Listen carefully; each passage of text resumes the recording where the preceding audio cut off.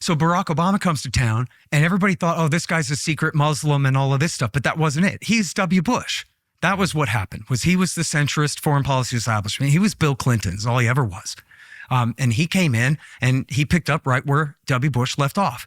And it's actually interesting because he actually did assign, I don't think there's any question about this, he assigned the CIA to find and kill real bin Ladenite terrorists in Yemen and in Pakistan. And in Pakistan, as John Kiriakou told me, the former CIA officer, there were only 29 al-Qaeda guys hiding out in Pakistan. And they launched this horrific drone war, and they had to help the Pakistani government launch an even worse war against the Pakistani Taliban in the Swat Valley and the federally administered tribal territories that killed like 80,000 people as a favor to let him do the drone war against less than 30 al-Qaeda guys in the country, which was somewhat successful, but it also just created more blowback in driving people away back to where they were from, places like Libya.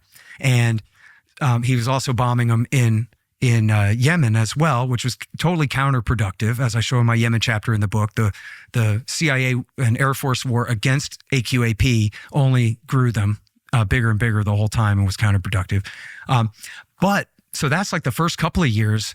And of course, he escalated the war in Afghanistan, even though there were no Arab terrorists left in Afghanistan at all by then.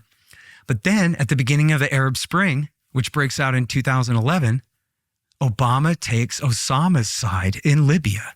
And this is just as he's killing the guy. He put down on May the 2nd of 2011. Well, at that very moment, we got American planes flying sorties as air cover for the Libyan Islamic Fighting Group and Ansar al-Sharia, who are al-Qaeda in Libya. That's all they are. They're the Libyan veterans of al-Qaeda in Iraq. They just got home from fighting with Zarqawi against our guys in Iraq War II.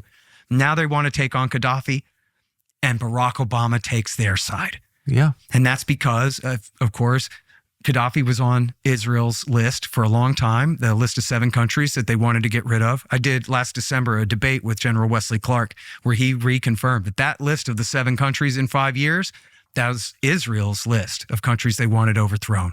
And Libya was on that list. And the Saudis and Qataris also hated him for, making fun of them for wearing robes and calling them women wearing dresses and stuff. And they had screwed him on oil. He had screwed them on oil deals. And the same for the British. And I think Sarkozy in France, Gaddafi had helped bankroll his election campaign and he wanted to cover that up. So that was his motive, was trying to take him out. Gaddafi helped to bankroll Sarkozy's presidential campaign? Yeah. And that was one of his big motives for wanting to launch the war.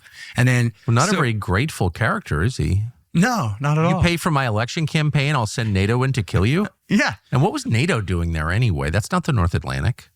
Well, it's... This isn't the NATO I was promised, the defensive alliance protecting the North Atlantic from the Soviets. I know. Well, help me figure out how Estonia and Lithuania belong in NATO either. As you said, that's another show. So al-Qaeda in Libya all of a sudden becomes an ally of Barack Obama? Right. Well, Barack Obama becomes theirs.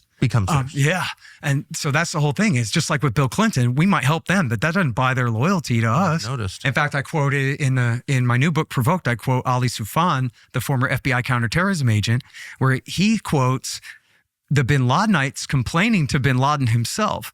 Why are you targeting the United States? They've been so good to us. They supported us in Afghanistan, in Bosnia, in Kosovo, now here in Chechnya. And then he explained to them, well, you guys just don't understand. We have this larger agenda based around what's going on in Palestine and in Iraq and the rest of this. So some of them had been bribed, but the loyalty really did not come through the leadership. Osama bin Laden was just because I think because he attacked my country. I think it's fair to ask, do you believe, based on all the research you've done, that his main motive was what's happening in Gaza, the West Bank?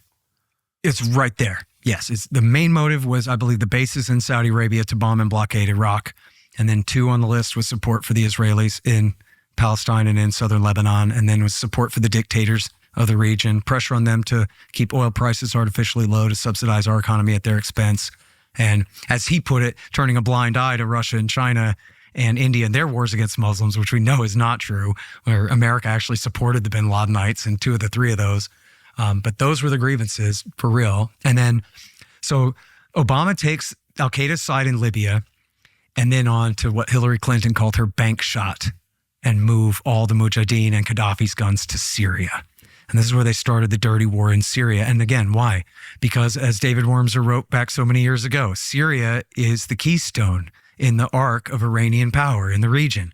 And since we just moved Baghdad to Iran's column, we just put we just put Iran up 2 pegs in Baghdad. Now we got to take them down a peg in Damascus by getting rid of the Baathists there, who are run by the Alawites. This is like alcoholism. Like you get drunk, then you feel terrible, so you have to get drunk again. Yeah. And it just gets worse. So